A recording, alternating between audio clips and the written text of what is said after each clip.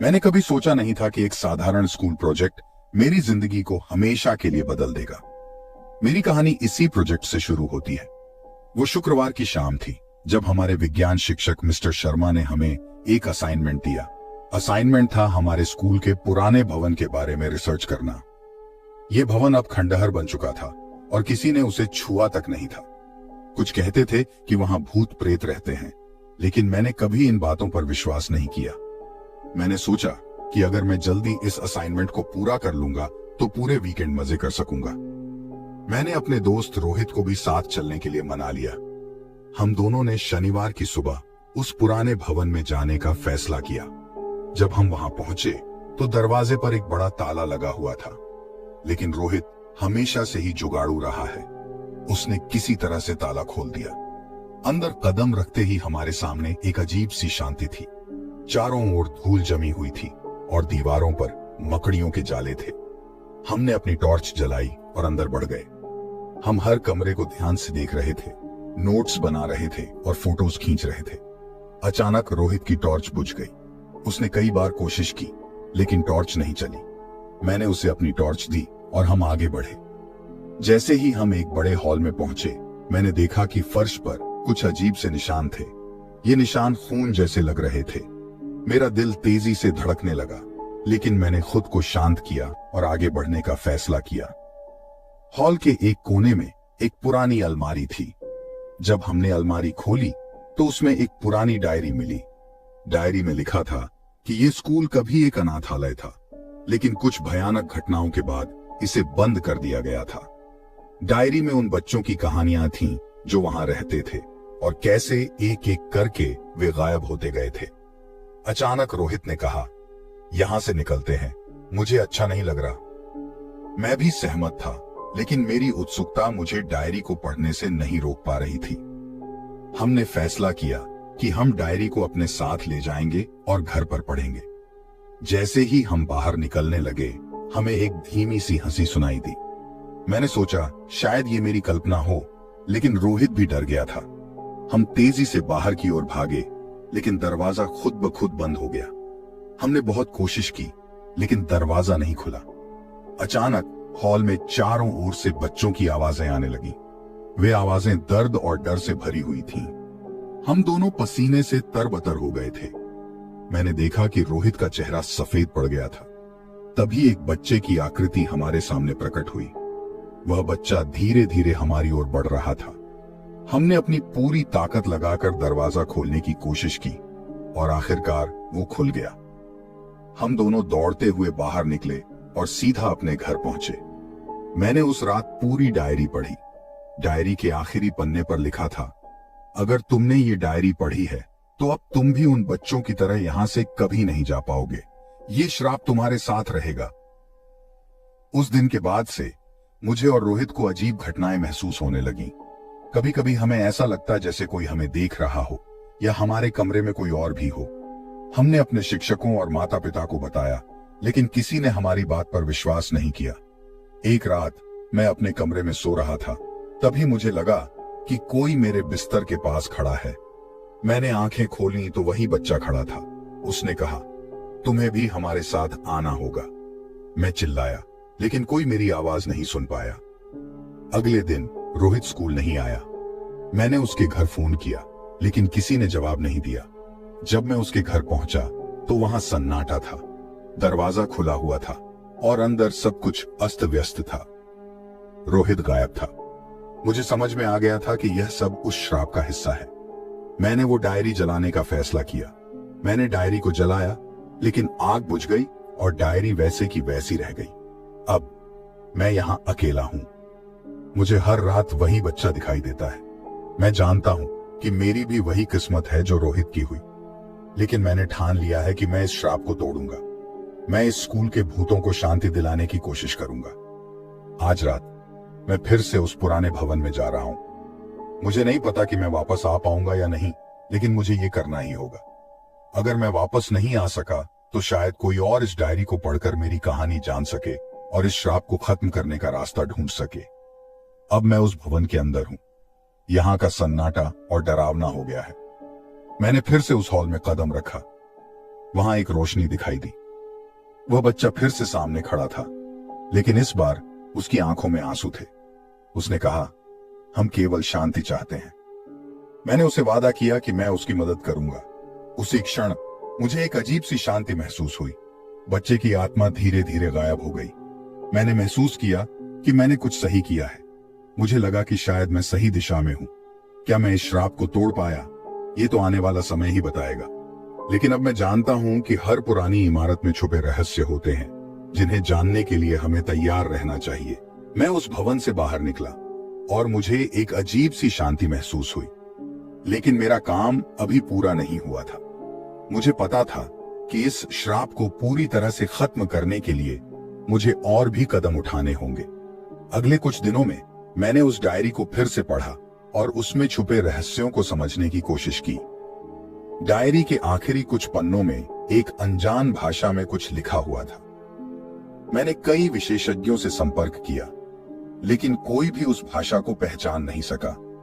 आखिरकार एक दिन मुझे एक पुरानी लाइब्रेरी में एक किताब मिली, जिसमें उसी भाषा के कुछ शब्द लिखे हुए थे। मैंने महसूस किया कि यह भाषा प्राचीन संस्कृत के किसी रूपांतरित संस्करण से मिलती जुलती है। मैंने उन शब्दों का अनुवाद करना शुरू किया और पाया कि ये शब्द एक प्राचीन अनुष्ठान के बारे में थे, जिसे करने से आत्माओं को शांति मिल सकती थी। मैंने इस अनुष्ठान को करने का निर्णय लिया। मैंने अपनी पूरी तैयारी की और उस भवन में रात के समय वापस गया। मैंने रोहित की आत्मा को भी शांति दिलाने का संकल्प लिया था। जैसे ही मैं हॉल में पहुंचा, मैंने अनुष्ठान शुरू किया। मैंने दीप जलाए और मंत्र पढ़ना शुरू किया। चारों ओर एक अजीब सी ऊर्जा महसूस होने लगी। धीरे धीरे मैंने देखा कि बच्चे की आत्माएं मेरे चारों ओर इकट्ठा हो रही थीं। वे सब ध्यान से मेरी ओर देख रहे थे। अचानक एक तेज हवा चली और हॉल में सब कुछ हिलने लगा। मुझे लगा कि शायद मैंने कुछ गलत कर दिया है, लेकिन मैंने मंत्र पढ़ना जारी रखा। बच्चों की आत्माएं धीरे धीरे चमकने लगीं और फिर गायब हो गईं। जब मैंने अपनी आंखें खोली तो हॉल में सिर्फ सन्नाटा था। मैंने महसूस किया कि आत्माएं अब शांति में थीं। मैं हॉल से बाहर निकला और देखा कि रोहित वहां खड़ा था। उसकी आंखों में खुशी और शांति थी। उसने कहा, तुमने हमें आजाद कर दिया, धन्यवाद। मैंने रोहित को गले लगाया और हम दोनों भवन से बाहर निकले। हम जानते थे कि हमने एक बड़ा काम किया है। अगले दिन मैंने स्कूल के प्रिंसिपल से बात की और उन्हें पूरी घटना बताई। वे हैरान रह गए, लेकिन उन्होंने मुझे धन्यवाद दिया और उस भवन को पूरी तरह से सील कर देने का निर्णय लिया। आज मैं और रोहित फिर से सामान्य जीवन जी रहे हैं, लेकिन उस अनुभव ने हमें बदल दिया है। हमने सीखा कि दुनिया में ऐसी कई चीजें हैं जिनका हमें अंदाजा भी नहीं होता। हमें उन्हें समझने और उनसे निपटने के लिए तैयार रहना चाहिए। हमारी कहानी खत्म हो चुकी थी, लेकिन हमारे दिलों में उस भयानक रात की यादें हमेशा जिंदा रहेंगी। शायद यही जीवन है, जहां हमें अनजानी चुनौतियों का सामना करना पड़ता है और उनसे सीखकर आगे बढ़ना पड़ता है। लेकिन एक बात तो तय है, अब मैं कभी भी किसी भी पुराने रहस्यमयी भवन के पास नहीं जाऊंगा, क्योंकि कभी कभी कुछ रहस्य अधूरे ही अच्छे लगते हैं। मैं अमित हूं और ये मेरी कहानी है। ये कहानी किसी और की नहीं, बल्कि मेरे ही स्कूल की है। आज भी उस दिन को याद करके मेरी रूह कांप जाती है। ये घटना उस समय की है जब मैं 10वीं कक्षा में था। हमारे शहर का सेंट मेरी स्कूल बहुत प्रसिद्ध था, लेकिन उसमें एक रहस्यमयी बात थी। स्कूल के पीछे एक पुरानी खंडहर नुमा इमारत थी, जिसे सब भूतिया भवन कहते थे। कहते हैं कि वहां रात में अजीब अजीब आवाजें आती थी। मैं और मेरे दोस्त राहुल और सिम्मी अक्सर इस पर बात करते थे, लेकिन किसी ने भी हिम्मत करके वहां जाने की नहीं सोची थी। एक दिन स्कूल के प्रिंसिपल ने घोषणा की कि हम सभी को एक परियोजना करनी होगी। हमें स्कूल के इतिहास पर शोध करना था। मुझे और मेरे दोस्तों को यह परियोजना दी गई। हम बहुत उत्साहित थे, लेकिन हमारे मन में एक डर भी था। हमें भूतिया भवन में जाना पड़ा, क्योंकि वहां स्कूल के पुराने दस्तावेज रखे हुए थे। एक शाम हम तीनों ने तय किया कि हम भूतिया भवन जाएंगे। मैंने अपने बैग में एक टॉर्च और कुछ स्नैक्स रख लिए। हम तीनों ने मिलकर हिम्मत जुटाई और वहां पहुंचे। भवन का दरवाजा टूटा हुआ था और अंदर जाते ही एक ठंडी हवा का झोंका हमें महसूस हुआ। हमने धीरे धीरे अंदर कदम रखा। भवन के अंदर एक अजीब सी नमी और सड़ी हुई लकड़ी की गंध थी। हर तरफ मकड़ियों के जाले और धूल ही धूल थी। हमें लगा कि जैसे हम किसी और ही दुनिया में आ गए हैं। हम एक कमरे में पहुंचे जहां पुराने दस्तावेज रखे थे। हम उन्हें खोजना शुरू किया। तभी हमें किसी के चलने की आवाज सुनाई दी। हम तीनों ने एक दूसरे को देखा और सोचा कि शायद यह हमारी कल्पना का ही हिस्सा है, लेकिन फिर भी हम सतर्क हो गए। राहुल ने एक पुराना अखबार निकाला जिसमें स्कूल के बारे में कुछ लिखा था। अचानक सिम्मी ने एक चिल्लाहट सुनी। हम दौड़कर उसके पास पहुंचे। उसने एक पुराना डायरी ढूंढ निकाला था। वह डायरी स्कूल के पहले प्रिंसिपल की थी। हमने उस डायरी को खोलकर पढ़ना शुरू किया। उसमें लिखा था कि कैसे एक बार स्कूल में एक छात्र गायब हो गया था। उसे आखिरी बार इसी भवन में देखा गया था। उसके बाद से वह कभी नहीं मिला। जैसे जैसे हम डायरी पढ़ते गए, हमारे रोंगटे खड़े होते गए। अचानक हमारे पीछे से किसी के हंसने की आवाज आई। हम तीनों ने मुड़कर देखा, लेकिन वहां कोई नहीं था। हमारी टॉर्च की रोशनी भी धीमी होने लगी थी। हमने तय किया कि अब यहां से निकल जाना चाहिए, लेकिन जैसे ही हम बाहर की तरफ बढ़े, दरवाजा अपने आप बंद हो गया। हम घबरा गए। हमने दरवाजा खोलने की कोशिश की, लेकिन वह नहीं खुला। तभी हमें लगा कि कोई हमारे करीब आ रहा है। हमने मुड़कर देखा और हमारे सामने एक परछाई खड़ी थी। वह परछाई धीरे धीरे हमारे करीब आ रही थी। हम तीनों चीख पड़े, लेकिन तभी वह परछाई गायब हो गई। हमारे शरीर कांप रहे थे। हमने फिर से दरवाजा खोलने की कोशिश की और इस बार वह खुल गया। हम बाहर की तरफ भागे। बाहर आकर हम तीनों ने राहत की सांस ली, लेकिन यह क्या? बाहर खड़े होकर हमें लगा कि कोई हमें देख रहा है। हमने मुड़कर देखा और भूतिया भवन की एक खिड़की से हमें एक चेहरा दिखाई दिया। वह चेहरा एक छोटे बच्चे का था। हमने सोचा कि शायद यह हमारी कल्पना है, लेकिन फिर से वह चेहरा गायब हो गया। हम तीनों तेजी से स्कूल के मुख्य भवन की तरफ भागे और वहां जाकर रुके। अगले दिन हम स्कूल के पुस्तकालय में गए और उस छात्र के बारे में जानकारी इकट्ठी करने लगे। हमें पता चला कि वह छात्र स्कूल के सबसे होनहार छात्रों में से एक था। उसका नाम रोहन था और वह बहुत ही होशियार और मिलनसार था। लेकिन उसके गायब होने के बाद से स्कूल में अजीब अजीब घटनाएं होने लगी थीं। हमने प्रिंसिपल से इस बारे में बात की, लेकिन उन्होंने इसे महज एक अफवाह कहकर टाल दिया। हमें भी लगा कि शायद यह सब हमारी कल्पना ही थी, लेकिन फिर भी हमारे मन में एक डर बैठा रहा। कुछ दिनों बाद मैंने फिर से उस डायरी को पढ़ने का सोचा। मैंने ध्यान से पढ़ा और पाया कि रोहन को आखिरी बार एक अध्यापक के साथ देखा गया था।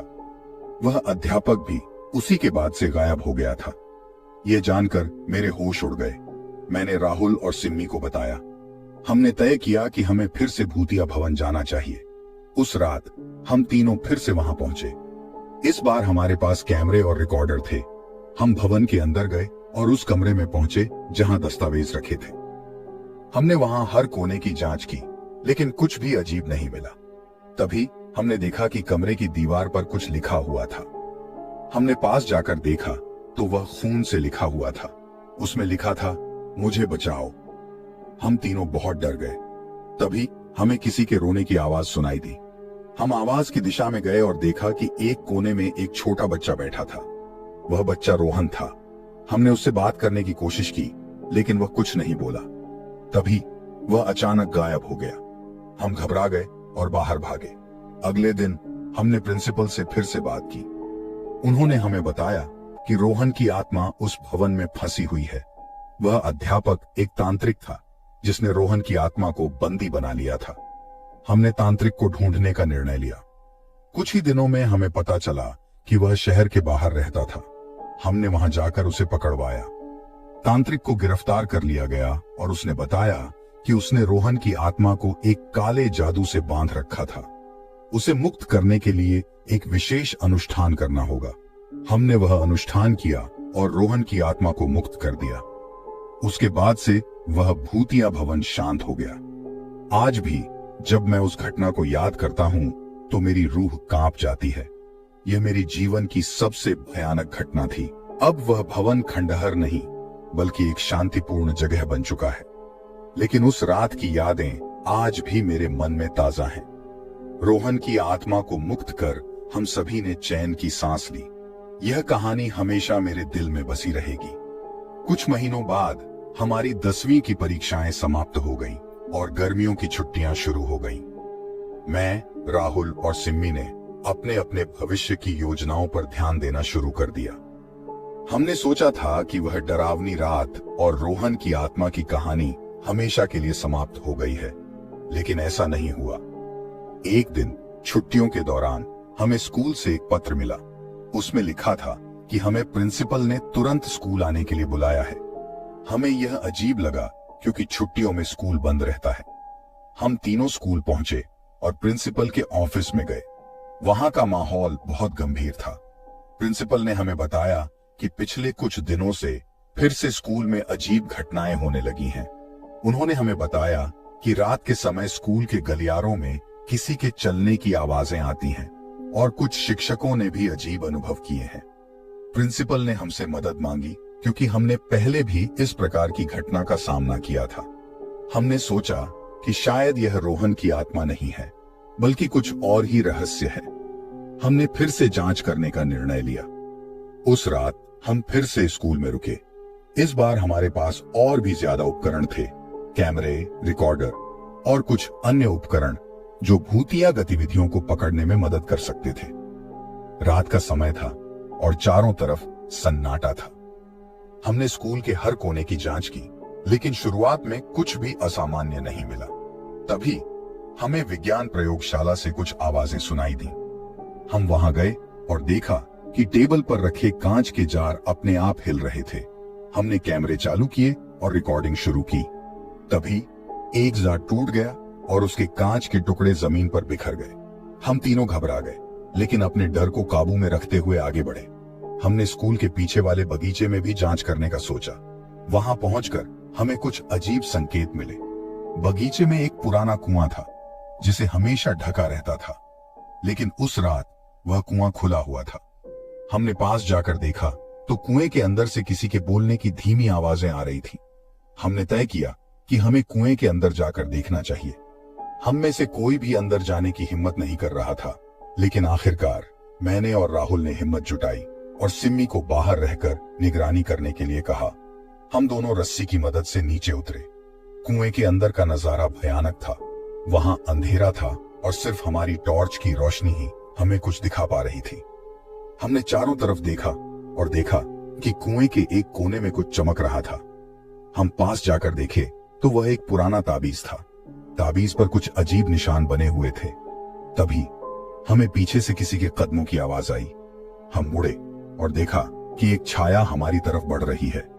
वह छाया बहुत ही डरावनी थी। उसकी आंखें जल रही थीं और उसके हाथ में एक पुरानी किताब थी। हम समझ गए कि यह वही तांत्रिक की आत्मा थी जिसने रोहन की आत्मा को बंधी बनाई थी। हमने उससे बचने की कोशिश की, लेकिन वह तेजी से हमारे पास आ रही थी। तभी सिम्मी ने ऊपर से रस्सी फेंकी और हमें बाहर खींचा। हम तीनों तेजी से स्कूल के मुख्य भवन की तरफ भागे। प्रिंसिपल ने हमें बताया कि उस तांत्रिक की आत्मा अब भी स्कूल में भटक रही है और उसे मुक्त करने के लिए हमें फिर से अनुष्ठान करना होगा। हमने सभी आवश्यक सामग्री इकट्ठी की और एक पंडित की मदद से अनुष्ठान शुरू किया। यह अनुष्ठान पहले वाले से भी ज्यादा जटिल था, लेकिन हमें हिम्मत नहीं हारी। अंततः कई घंटों के बाद अनुष्ठान पूरा हुआ और तांत्रिक की आत्मा को मुक्त कर दिया गया। उसके बाद से स्कूल में फिर से शांति लौट आई। लेकिन इस बार हमें यह समझ आ गया था कि यह सिर्फ एक स्कूल नहीं, बल्कि एक ऐसी जगह है जहां इतिहास के गहरे रहस्य छिपे हुए हैं। हमने अपनी पढ़ाई जारी रखी और उस घटना को एक सबक के रूप में याद रखा। आज भी जब हम तीनों मिलते हैं तो उस रात की बात जरूर करते हैं। वह एक ऐसा अनुभव था जिसने हमारी जिंदगी हमेशा के लिए बदल दी। इस घटना के बाद हम सभी ने यह सीखा कि डर के आगे जीत होती है और अगर हम साथ मिलकर किसी भी चुनौती का सामना करें तो हम जरूर सफल होते हैं।